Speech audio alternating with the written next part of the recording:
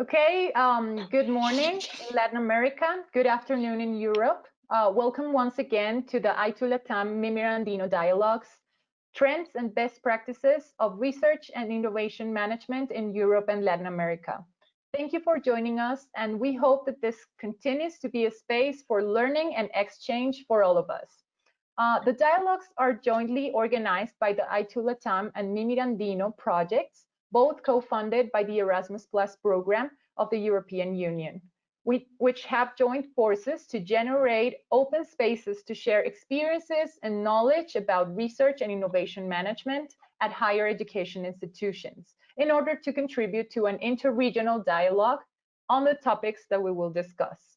The dialogues are made up of a total of 8 sessions that take place Tuesday every 2 weeks, on Tuesdays always, until November 17th. Sorry. Today is our 4th session, and it's the first one in English. In this slide, we are showing you are the contact details of both projects. We encourage you to visit our websites and to contact us if you would like to learn more about our activities. For our 4th session, we will learn about education and human resources for research, development, and innovation by hearing the experience from 2 Portuguese institutions that are part of the I2Latam consortium. In the moderation, we will have a representative from the Observatory of Relations between the European Union and Latin America, RDI, which is a partner of the Mimir Andino consortium. So now I will take a few minutes to introduce our panelists and our moderator. So Carlos Rodriguez, he's an associate professor at the Department of Social, Political, and Territorial Sciences of the University of Aveiro. His research and teaching activities are focused on territorial innovation systems, higher education studies, regional policy, and sports. Besides Europe, his research geography includes China, Africa, and Latin America. Carlos has participated in several national and international research projects. In addition, he has a long experience of collaboration with the public sector and industry. Currently, he is the head of the Department of Social, Political, and Territorial Sciences, member of the coordination of the Research Unit on Governance, Competitiveness, and Public Policies, and coordinator of Chinese Studies. Dr. Lisa Keating is an assistant professor of the Department of Biomedicine at the Faculty of Medicine of University of Porto. She is the principal investigator of the ProNutri group at Synthesis, where she runs her research activity focused on nutrition throughout life and metabolic programming, being an author of 44 full papers, 10 book chapters, and more than 40 abstracts in conference proceedings. Since its foundation, she is a member of the Scientific Committee of IJUPI annual meetings and founded in 2010, together with the Vice Rectory for Research and Development, the IJUPI Enterprises Program, which runs under her coordination since then. Although Porto's experience will be presented by Elisa, I would also like to introduce Sophia Silva, who is also joining us to talk about IJUPI Enterprises. Sophia has a degree in clinical and health psychology from the Instituto Universitario da Maia and a master's degree in psychosocial intervention with children, youth, and families from the University of Minho. Currently, she is attending a PhD program in clinical and health psychology. Since 2005, she has worked in social intervention with children, youth, and families in situations of psychosocial vulnerability, and has professional experience in the United States of America and Portugal. More recently, she has integrated the research project Iogeneration, State of Iodine in Portugal, role of supplementation in school units, developed by Synthesis. She is currently an executive manager of the UPorto IJUPI Enterprises program. Our moderator, Elizabeth Colucci, is currently the project's director of for the Observatory of Relations between the European Union and Latin America, OBREAL, Global Observatory, based in Barcelona, a membership organization that serves as a platform between the EU, Latin America, and different regions of the world, notably in the higher education and research sector.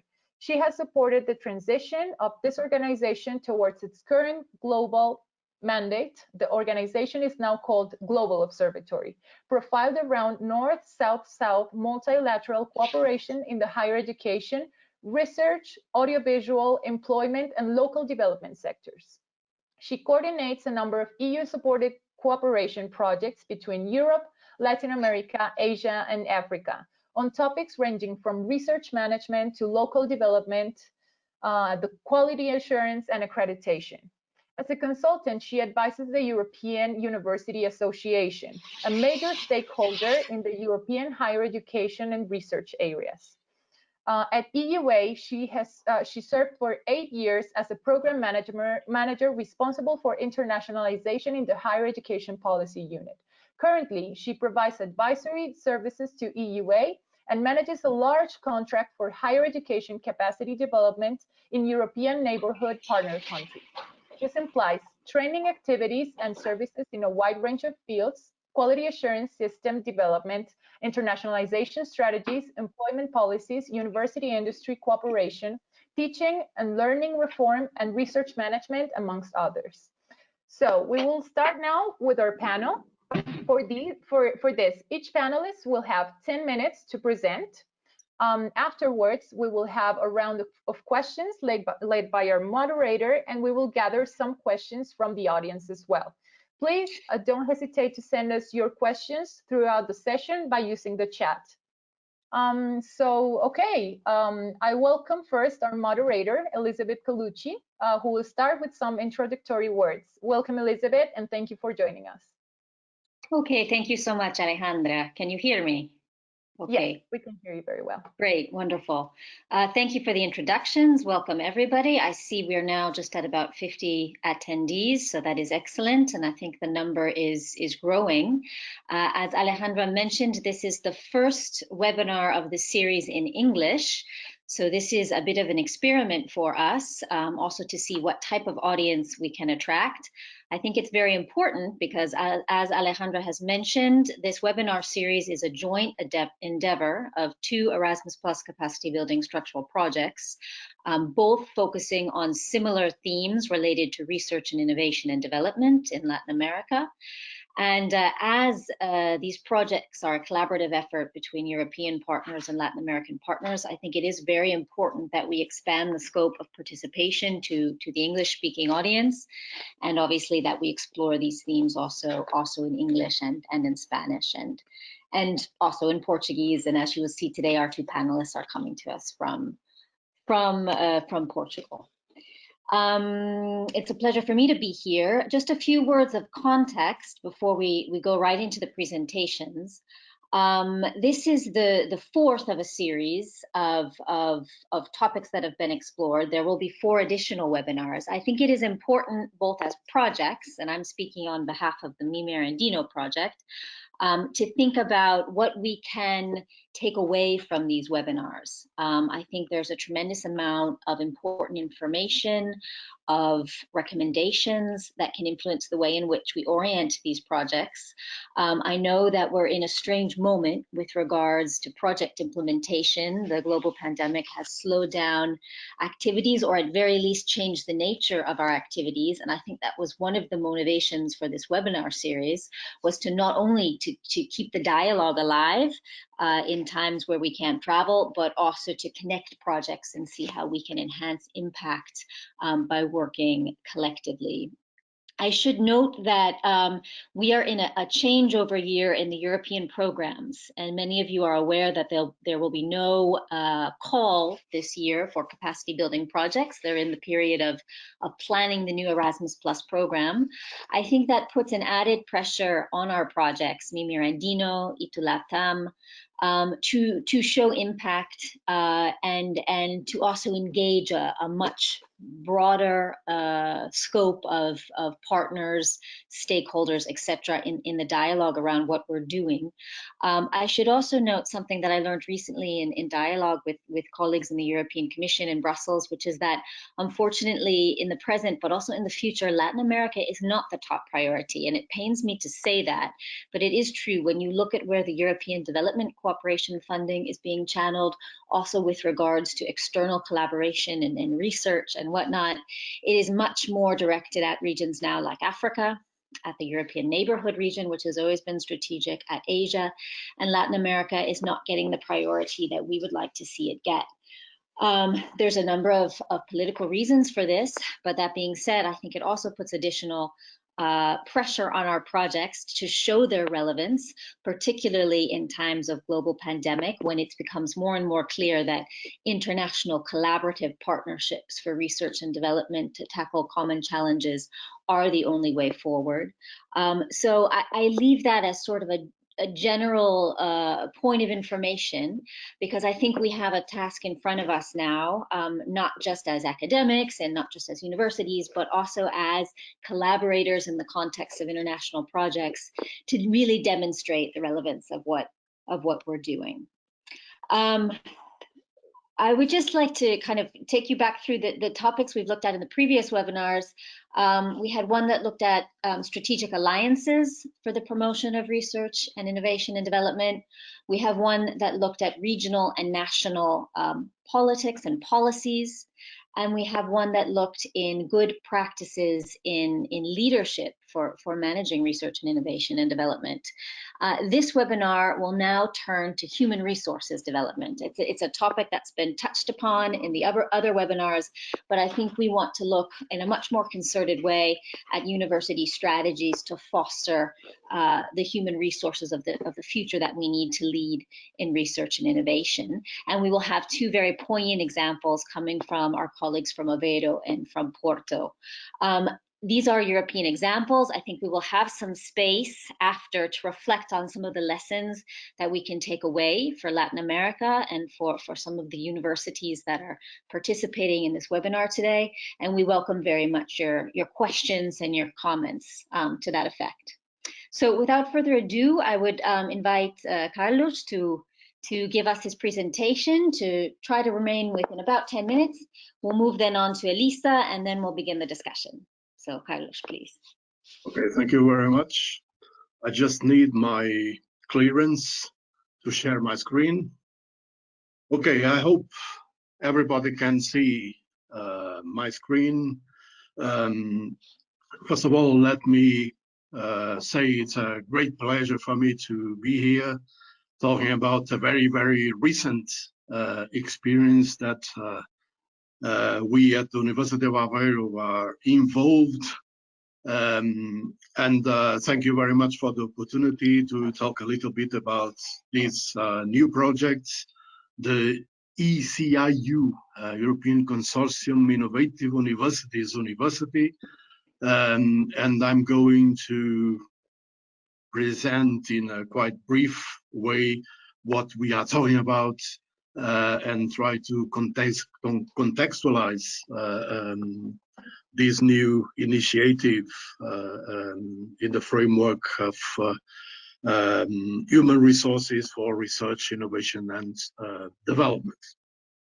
So this presentation was made by me and by my colleagues Anamelo and Nile, which are also involved in the I2Latam projects.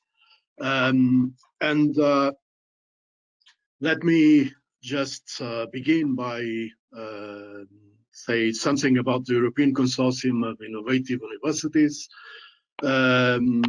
which was formed in 1997, and it was meant to gather or to bring together a group of universities which had some specificities in common, namely their innovative character in terms of their approach to the teaching and research activities, as well as interaction with society.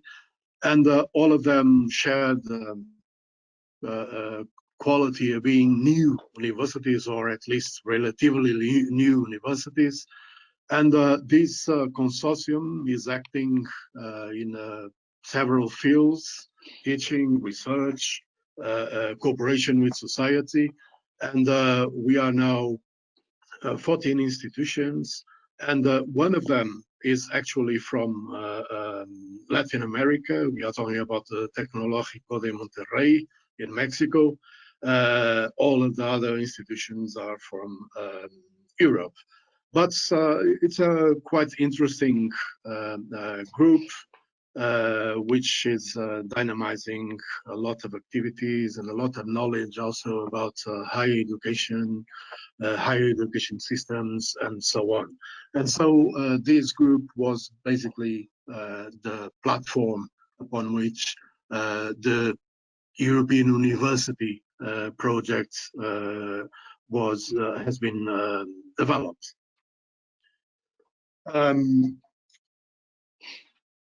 Let me also say some words on the context.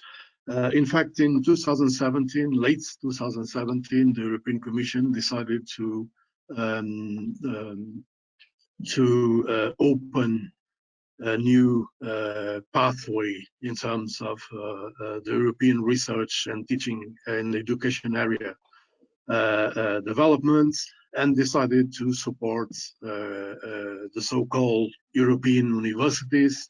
And this is one of the 17 European universities which have been financed by the European Commission, the ECIU University.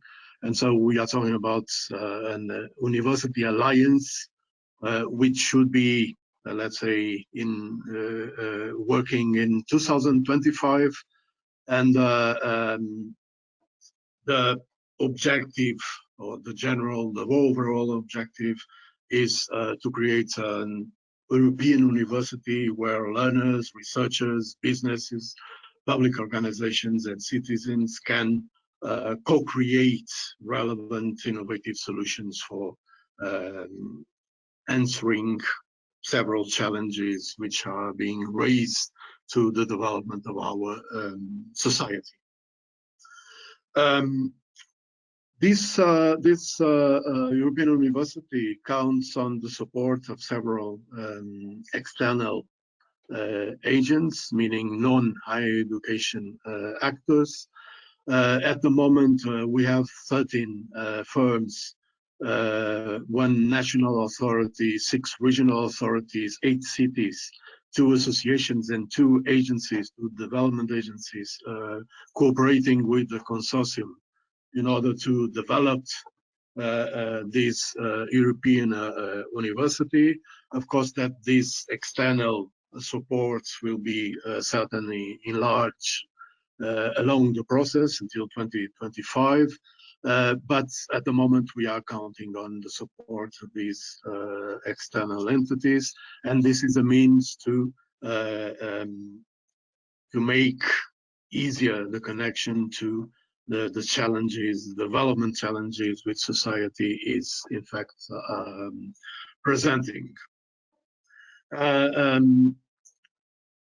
In terms of timeline, the European University was created in 2019. We are now working in developing these 5 aspects of the university: embedded mobility, broad offer, micro-credentials, competency passports, innovation hubs, and innovation of education labs, in order to have the university ready in 2025. So this implies a lot of change in terms of teaching and research activities. It implies a kind of innovation efforts inside the institutions, and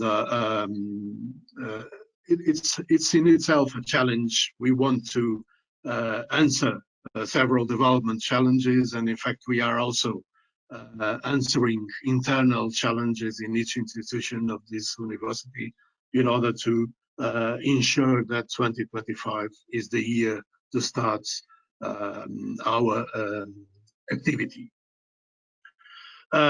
This is a very simple picture of the methods, if you want, that we are privileging. It's a kind of circular way of doing things. We start by the research questions. We start by the definition of problems in cooperation with our partners. Then we set challenges, and we connect with the so-called innovation hubs. We create a challenge database, and then we can assign research and educational teams in order to find, if I'm saying taking it simply, to find solutions for these challenges. And this is a kind of circular and multidisciplinary trajectory, which is at the very basis of the European University. Amidst these dynamics, there are the micro-credentials, the competence passports in which the students are being endowed. And in fact, we are talking about something that can help to render concrete the idea of an European or real European education area and a real European research area by doing this challenge-based learning approach to the development problems. We are initially focusing on issues related to Sustainable Development Goal 11, meaning sustainable cities and communities, which, as you know, it's a very broad goal, meaning that when you are talking about this Sustainable Development Goal, we are talking about a lot of dimensions, meaning that we are in need, in order to answer the challenges related to this SDG. We are calling upon a diversity of scientific disciplines. We are needing an interdisciplinary, a multidisciplinary approach, meaning that there are opportunities for social sciences, the so-called hard sciences, engineering, and so on. From mobility to public policy, from chemistry to biology, and almost every science has to do with these sustainable development goals. So this European University has found out in this sustainable development goal a very useful basis for developing its challenge-based approach to research and teaching. Basically, what we are doing is to develop interdisciplinary competencies which are needed in order to solve social challenges, and these challenges will be defined together with external actors such as industry and in particular and society at large. This is a means of start a co-creating project, meaning that education and research have a very, very close connection since the beginning of the process with everybody. Basically, we are talking about something that is normally defined inside higher education institutions. Now we are talking of something that is defined by higher education institutions and also by external partners, industry, local, regional, national governments, and so on. As I said before, I would say that the very basic concept is that the university will focus on so-called challenge-based education and research, which is organized around the Sustainable Development Goal 11, and it also takes stock of development civic engagement, meaning that all the universities involved in this European University have already strong experience of interacting with the surrounding environment, with industry, with other parts of society, meaning that this combination between the challenge-based education and research and the experience in civic engagement should be made more productive than it is now. In terms of approach, we are talking about something that is quite flexible, namely in terms of learning, because it includes mobility, students and staff mobility. It includes the micro-credentials, which are credentials that are very specific to some sectors or to some parts of a sectoral activity. And this is meant to lead to the so-called competence passports, which can be also considered as a kind of European degree, which facilitates, in fact, the recognition of degrees across European countries. In this sense, we can look at this university as a kind of a model for transnational challenge-based education, meaning that every university can interact with other universities in other countries in order to, let's say, solve a challenge, meaning that we are calling for international cooperation inside Europe in order to answer a specific challenge that can be raised by society under the scope of the Sustainable Development Goal 11. And so there's a lot of innovation in terms of educational models, in terms of research models, and of course that we are at the beginning, so it's difficult to say much more about about this model, but in terms of its design, we can say that there are clear objectives and there are clear structures in order to put them it into practice. Very briefly, some objectives, some intermediate objectives, 2022. We want to create 3 innovation hubs and an online infrastructure focused on learning and working on the challenges that are being defined. We want also to develop education labs, which bring over into the institutions a quite innovative way of looking at challenge-based learning. And we want to have, our goals are to have 72 challenges identified with 576 learner mobilities and 61 micro-credentials providing mobility for those 576 learner mobilities. 10 new ICU minors, trainerships. We want to foster 400 student mobilities and 100 staff.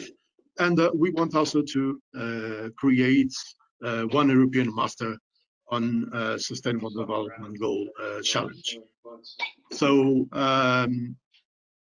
I think that's it. Sorry if I took more than 10 minutes. I don't know. But thank you very much for your attention and open to any questions about these European universities. Thank you very much. Thank you so much, Carlos. Really interesting. I'm sure this will provoke a lot of questions from the audience.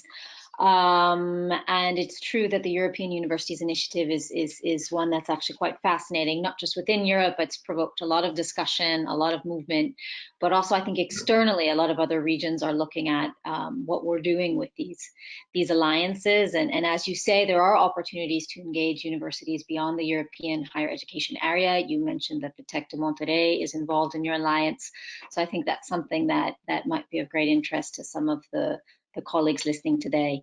We'll come back and take some questions, but before we do that, I think we should listen to Elisa's presentation, presenting a slightly different angle and initiative, and then we'll start the discussion. So Elisa, please go ahead. Okay, thank you, Elizabeth. Thank you, Carlos. It was a very nice presentation. Can you hear me well? Yeah, yes. Can you see my presentation? Yes, Elisa. Okay, let's go. So first of all, thank you very much for the opportunity to be here.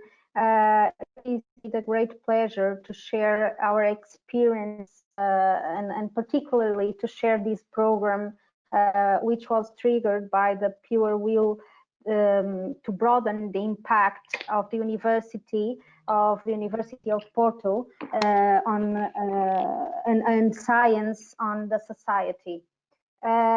So we hope this will inspire you in some extent, and me and Sophia, we will be available to answer any questions through our email. So I am Elisa Keating. I am the executive coordinator of the program of the IJUP Enterprises program, and I work close together with Sophia, who is the executive manager of this program. So any real unlimited relationship is interactive in nature and is based on trust.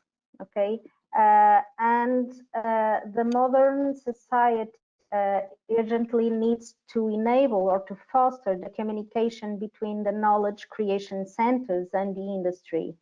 But is this really possible? Is this relation possible between the academia and business? How? I think it is possible, and how it is possible. So there are many ways that can be many approaches that can be undertaken to tackle this goal, to foster this relationship. And you can see here some examples. These are only some short examples. There are many of them. And actually, the IJUP Enterprises program runs together with academia to business sessions, which are organized also by our university, specifically by the University of Porto Innovation Office. And these are two approaches that can foster this proximity between university and industry. I will talk about IJUP Enterprises, which is runs under my coordination. And what is it? So IJUP is the acronym that stands for, in Portuguese, Young Research in University of Porto. And its mission is to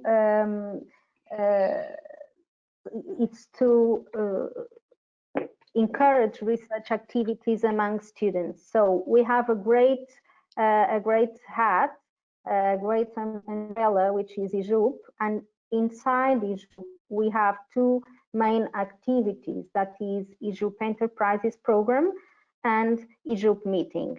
So IJUP Enterprises program will launch and organize calls for funding of small projects that include students. And ultimately, the results of these projects will be presented in IJUP meeting, which is a great thing at University of Porto. So IJUP Enterprises aims at funding by enterprises funds research and development projects headed by a doctorate or senior principal investigator, and these projects must always involve undergraduate students. Okay, and the objectives IJUP Enterprises has specifically three main objectives. One is to expose research and development which is made at University of Porto to the national business community, and this comes together with the establishment of contacts between our groups, our research groups, and enterprises. Also, this comes together with the seeding and germinating a close interaction between these two parties. We also aim at integrating applied research and development on the academic curriculum of our students. So this is possible by engaging students in scientific research applied to industry challenges and to solve the country's effective interests. Also, this is also possible. This results in the promotion of field work by the students. So we encourage students to go to enterprises to develop their projects together with their supervisor, and they will also be better able to understand the dynamics of business of the research and development that is important for the business community. This will also result, obviously, in the creation of value-added knowledge.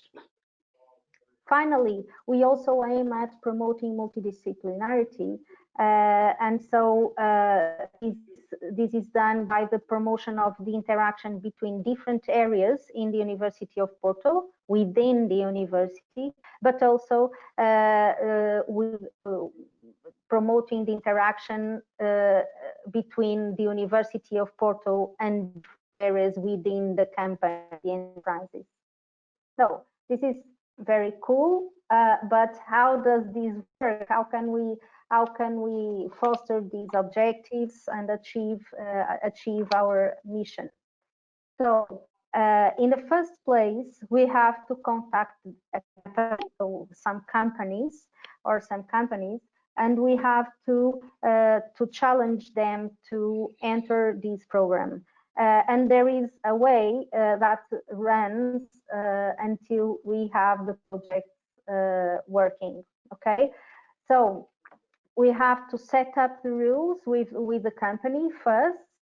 After the company says that they are interested in funding some projects, so we set up the rules with them. We'll launch the call for projects. Okay, we organize the evaluation and selection, the evaluation process and the selection of the projects, and then we also organize the kickoff meetings and follow-up meetings that will be between the research group and people in the enterprises.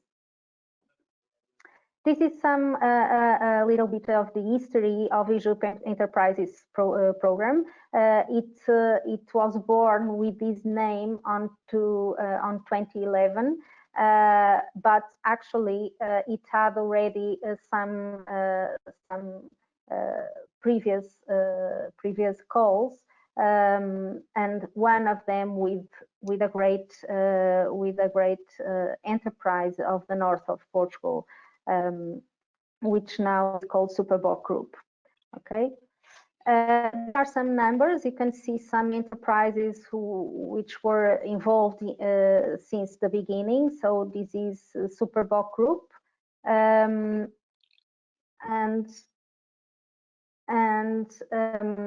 we have here the number of projects that were proposed and the number of projects that were funded in each call. Okay, so just a global vision of these. This is in 2014 and 2017. And we now have projects ongoing from the 2019 call with an enterprise of feeding, animal feeding stuff, a Superboc Group, which is a beverage, essentially a beverage grade enterprise, and this is a wine enterprise, a great wine enterprise in Portugal. So summing up, we have here some numbers of Europe enterprises until today, and we have 7 business partners. We have launched 6 calls for during all the 6 editions of this call, and we have more than 80 students involved in the program. So these are some of the results that you can measure, easily measure of these Europe enterprises. Not only, of course, master's theses and bachelor's theses, but also scientific papers, abstract and conference proceedings. We also have proofs of concept, prototypes, at least one request for a patent, and several awards. Actually, the more important probably is that the main result, which is more difficult to measure, is a thorough knowledge and understanding among the university and industry or enterprises. So we think that at present time, we can say we have germinated close relationship based on trust between several enterprises and the University of Porto and specific research groups of the University of Porto. And this is very important for the future of not just because it is important by itself, this relationship, but particularly because this is the basis from which larger things will be born and are being born. For example, large collaborative projects in consortiums with both parties. Eventually, the recruitment of our students and human resources by the enterprises, and this is our ultimate goal.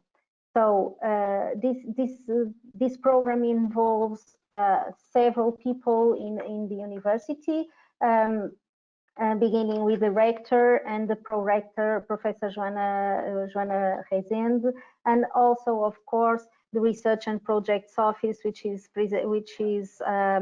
represented here by Francisca Costa, the Porto Innovation, who organizes, for example, the Academia to Business sessions, and the Communication Office, Legal Office, and the IT support. So the take-home message today,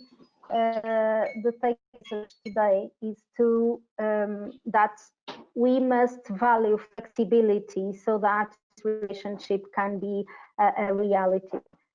So the focus of the research group can be adjusted to match the company's challenges, and the researcher must know that, and must be willing, must have the will to achieve that. And the company's interests may be much more than what the enterprise knows. Okay, the research groups may have a word to say to the enterprise of what they can research, they can investigate. So thank you very much for your attention. You can find us also in LinkedIn and Facebook, and these are our enterprise partners, to which I also acknowledge very much. Thank you. Okay, thank you so much, Elisa. Very interesting initiative, interesting example. I'm conscious of the time. I'm going to pose maybe a question to the both of you to leave our audience some time to post some questions in the chat, because I would like to hear from the audience, because I'm sure they have questions. One common theme that I noticed in both your presentation, Carlos, and in yours, Elisa, is the need to focus on interdisciplinarity, so multidisciplinarity, and also the need to really link teaching and learning strategies with research strategies, to have a sort of fusional approach whereby we engage students in their learning process in order to develop more research and innovation focused trajectories and careers. And I think both initiatives that you describe foster this to different extents. What would you say would be the main challenge, let's say, the main challenge with regards to streamlining these initiatives? I think, Elisa, you mentioned that the EJU program has some 86 participants, students involved in that program. The European Universities Initiative, the ECU Alliance that you described, Carlos, as a new alliance. You have a number of indicators and targets that are very ambitious with regards to mobilities and programs and things. But it's true that you're trying to reach a very vast and diverse student population in your respective institutions, and to give them the broadest range of possibilities with regards to developing this human resource potential. How do you streamline these initiatives? How do you reach a larger student population? Do you feel like some student populations are left behind, and what are the strategies to combat that? Look, I don't know. I don't know if Carlos wants to answer.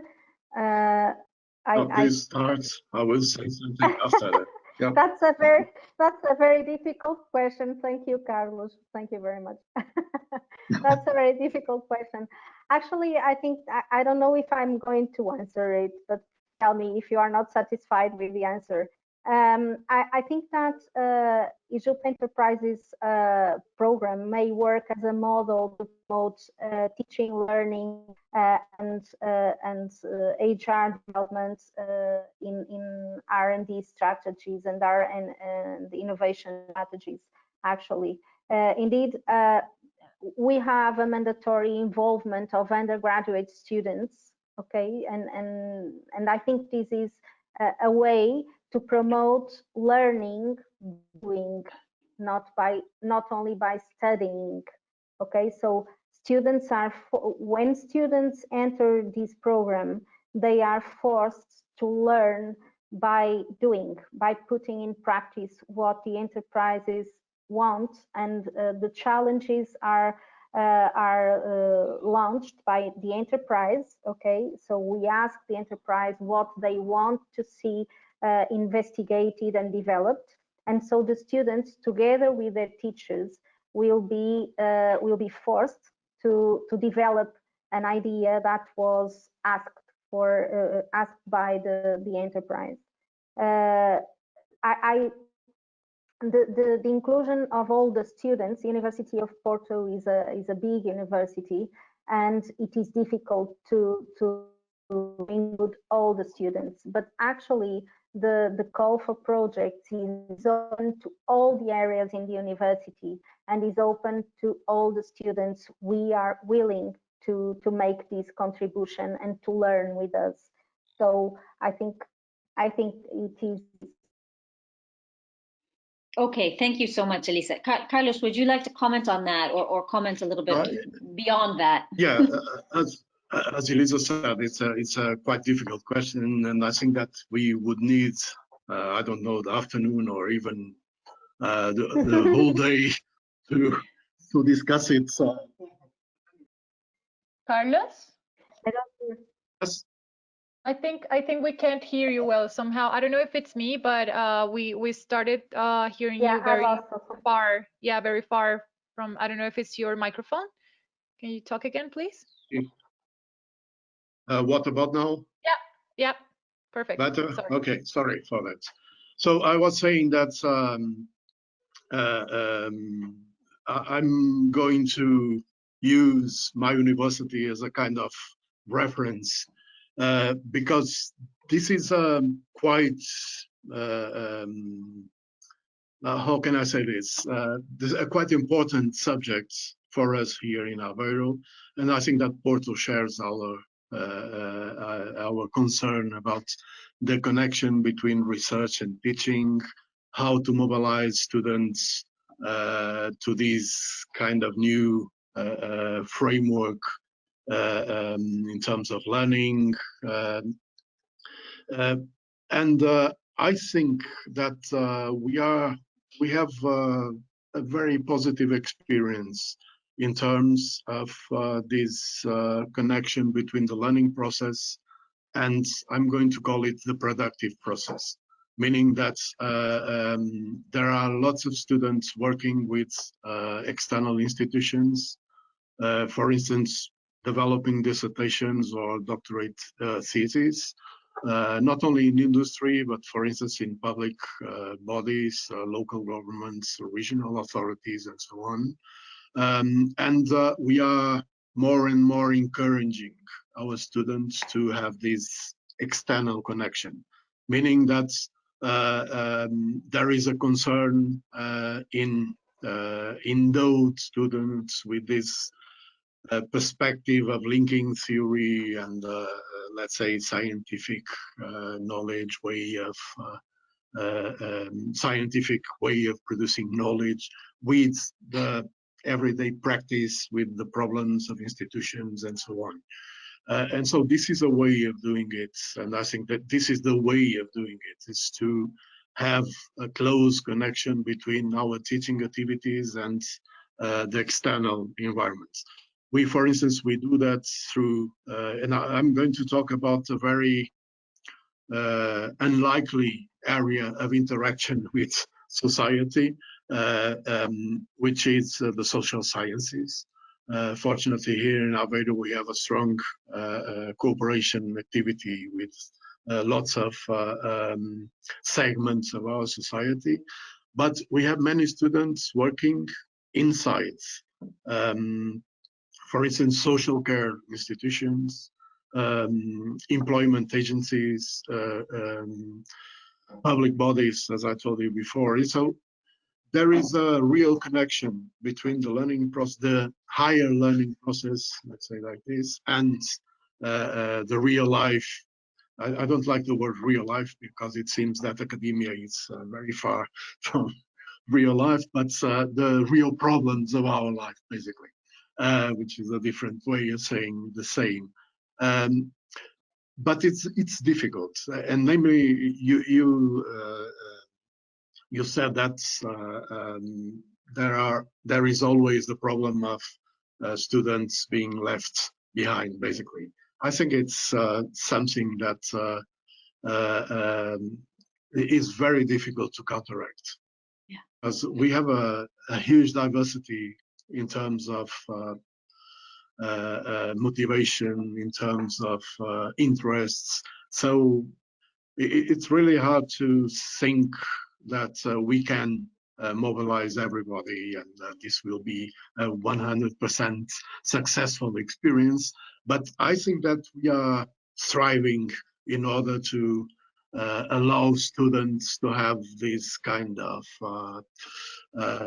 practical insights in their academic formation. But let me say that I think that it is also very important to ensure that higher learning is still a major thing, because otherwise, if we stick only on the challenges that are coming from society, we risk to have a kind of not so higher learning dynamics inside our universities. And I think that nobody wants that. So we have to be very careful in combining these two dynamics inside academia, all the academic rules of teaching and research and so on, and try to combine them with the practical side of life. And I think that success is very much related to this capacity to combine these two things.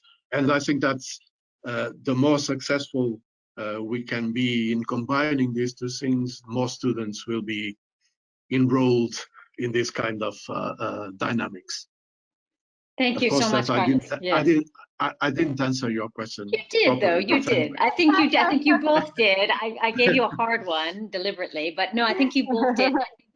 You're absolutely right. I mean, you can't aim to tackle every student from the get-go. I think these processes build, and as you both demonstrated in your presentations, you have a lot of institutional support for what you're doing. I mean, I know the European Universities initiatives, for example, have to be conceived from the top level. I mean, this is a university-wide initiative that requires an investment across faculties and disciplines. And from what you've described, Elisa, as well, there's been a lot of effects in different levels of the university management, and how this initiative, the Egypt Enterprises Initiative, has been utilized to really upscale your collaboration more widely with companies. So step by step, and you have to build these processes, I think. I know Alejandra had a question, so as we're low on time, why don't you go ahead, Alejandra, if you're with us. Yeah. Okay, thank you so much. I take the opportunity to speak to you. Well, first of all, thank you for presenting these great initiatives. We really look forward to, we have the great advantage of having you as part of our project. So I'm really happy, and I hope we can also learn from that and sort of adapt it to our context, which is kind of where my question is going to be focused on. So, well, of course, the Latin American context, it's a bit different in terms of the kind of activities our companies are involved in. Sometimes it has been really difficult for us as universities to approach companies because they don't actually have research and development units in place, or people, concentrating on working on research. And we have large companies which are international, and they don't have their research and development units based in Latin America. So, it's proved a bit difficult to sort of motivate that ecosystem, and not only industry, because you can also have research and development from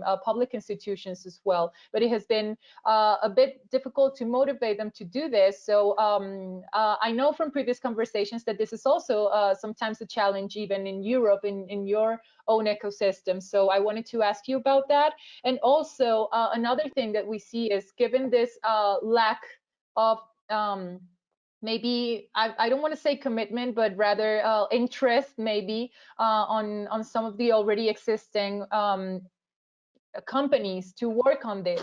We're also pursuing a lot to work with entrepreneurs and developing a lot of new companies that can have, that interest in research from the very beginning. So I think these are two questions. So the first one is about motivation, and the other one is, how do you link entrepreneurship in your initiatives? Do you envision that, or is it part of what you do somehow?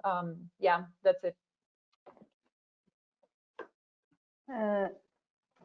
I don't know, Carlos, do you want to answer? Please go ahead. Yeah. Okay.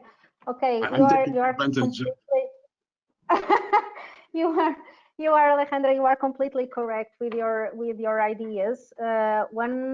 One of the great challenges for us is the language spoken by enterprises and the language spoken by university. Okay, they are very different. Enterprises speak on currency units.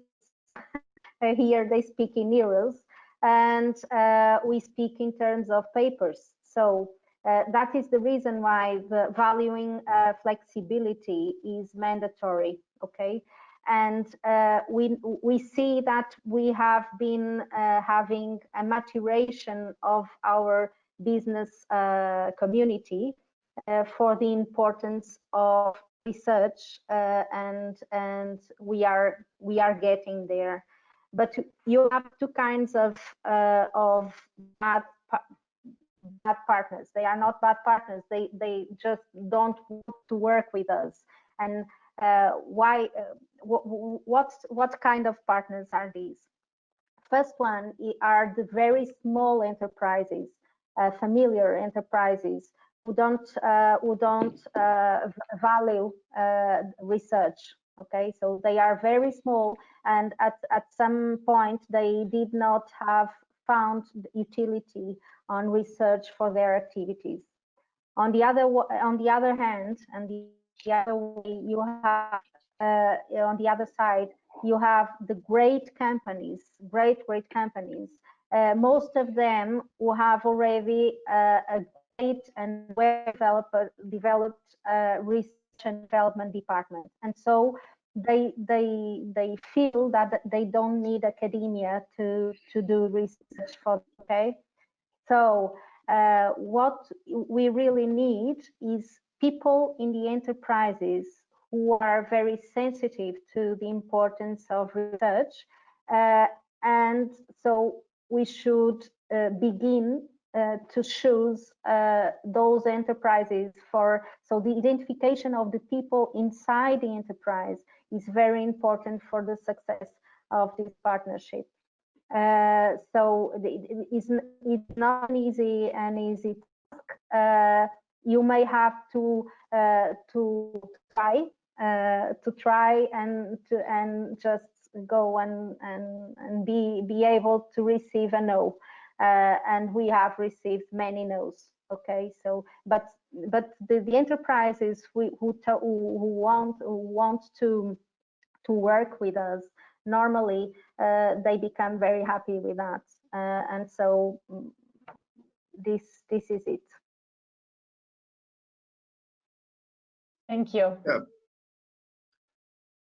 Okay, I think that's we have in Europe, and I think even in more advanced economies such as the United States, for instance, there are many regions in the United States that are not the Silicon Valley, meaning that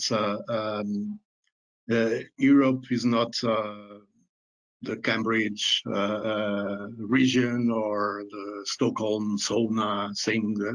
So we have the same problem, I think, everywhere. You know, and I think it's not, how can I say this, a kind of drama that higher education is facing, because it's normal. But this does not mean that we should be quiet and do nothing about it. But I think that we should take drama off this subject, because otherwise we will enter in a kind of internal debates that's, and I'm talking with based on experience, an internal debate that's led us nowhere, basically. And so what we need, we have the infrastructure, because I think every university, for instance, University of La Sabana, I know, I've been there, and you have the infrastructure to interact with industry. Porto has the infrastructure, and almost every university has a very strong infrastructure. Some of these infrastructural endowment works, some don't, but anyway, it's not a problem of infrastructure, it's a problem of having a very, very clear idea about the kind of regions we want to work with. And this is a very important thing, because one of the problems is that everybody wants to be like Silicon Valley, Cambridge, or something like that. And it's not possible, because there are very specific things that made these territories like they are now. But this is not a problem, because we are able to work with a very different set of firms, from large firms to small firms. But we should be very humble, recognize that sometimes we are dealing with people who don't have a very clear idea about the role the university can play in helping their firms to develop. And I think there is a communication problem, which is a first dimension that I would stress, to communicate how the universities can help firms, large, medium-sized, small firms. It's really important, because the idea that the entrepreneur has about the university, or the small entrepreneur, is that I'm going there and I will be in the middle of a kind of a maze. I don't know who is there to talk about my problem. And so this is the thing that contributes to create this gap between small firms, namely small and medium-sized firms and universities. So I think that the first thing to do is to create a very, very strong communication structure.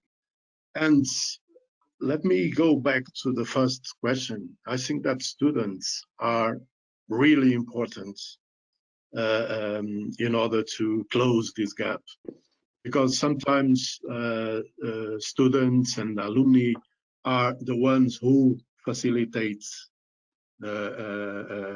cooperation between a firm and the university, because they know people, they know the teachers, they know the researchers, and they can be, in fact, a major vehicle bringing people together. And for instance, we in Aveiro, we are really looking at this kind of way of interacting with firms through the students. And to finish, let me say that I think that the most important contribution universities can give to the social and economic fabric is good people, qualified people, and this sometimes is put in a second place in terms of priorities. And I think that this is a personal opinion, of course, but I think that this is the most important contribution universities can give to. I'm not neglecting the importance of the other dimensions, but I think I should say this. Universities are still very much important as providers of qualified firms, companies, and public administration, and so on. This is my view, anyway. Thank you. Great. Thank you so much, everybody. Thank you so much, Carlos, Elisa. Thank you so much for the question, Alejandra. Complex question, which I think is extremely relevant.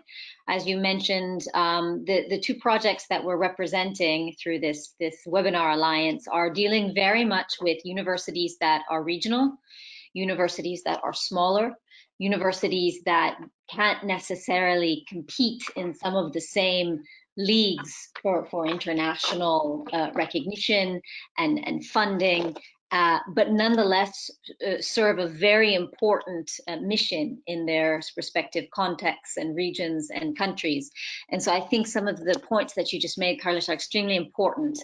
It's not a question of the biggest and the best, it's a question of the relevance and how do you define your space of cooperation in your particular environment and set realistic objectives in that respect. I wish we had more time because I think there's a lot to explore here. I would just say that in particular, looking at the example of the initiative of the ECIU, the European University Alliance, that's a model that could potentially be very interesting to Latin American universities, particularly when we look at the dynamics of the two consortia in the Mimir Andino project and the I2Latam projects. These are universities that have much in common in terms of their profiles, in terms of their environments, in terms of some of the common development challenges that they try to confront. And I think that the model of the European Universities Initiative could be something that could be emulated. Unfortunately, we don't have the same funding dynamics to support such an initiative in the Latin American continent, but nonetheless, I think we have to look at some of the drivers for the European University Initiative, some of the dynamics, and how these alliances are governed, because I think that could create very interesting models going forward that could, like I said, could potentially be emulated. But that's a topic for another day. I just put it on the table because I think it's very important to the context of the collaboration projects we're working with, and I hope that we can continue to speak with you, Elisa and Carlos, in future webinars and also in the context of the projects that we've mentioned. So thanks to everyone. Unfortunately, we don't have any more time. I think these webinars do serve to give you nonetheless a taste. Yeah. And I'm sure that Elisa and Carlos would love to entertain more dialogue with some of the participants in the audience, perhaps in future venues and in parallel. So with that, I will close and I will give the final words to Alejandra, who's our host. And from my side, thank you so much, and it's a pleasure. And also from my colleagues at Obrial, for us, it's really a pleasure to work with Escun, La Sabana, and all the institutions involved in these projects. Well, thank you so much. Thank you once again to our panelists, our moderator, for this interesting conversation.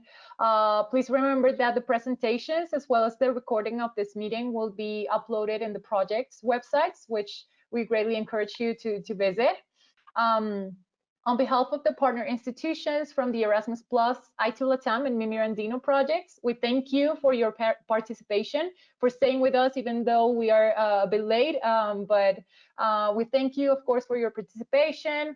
We invite you to know more about our projects by contacting us or by checking our websites. And remember that our next session will be on Tuesday, September 29th at the same time. So please have a great day. Thank you all and see you next time. Okay. Thank you. Bye-bye. Hey, Bye-bye. Thank you, everyone. Bye. Thanks so much. Bye-bye. Thank you. Thank you.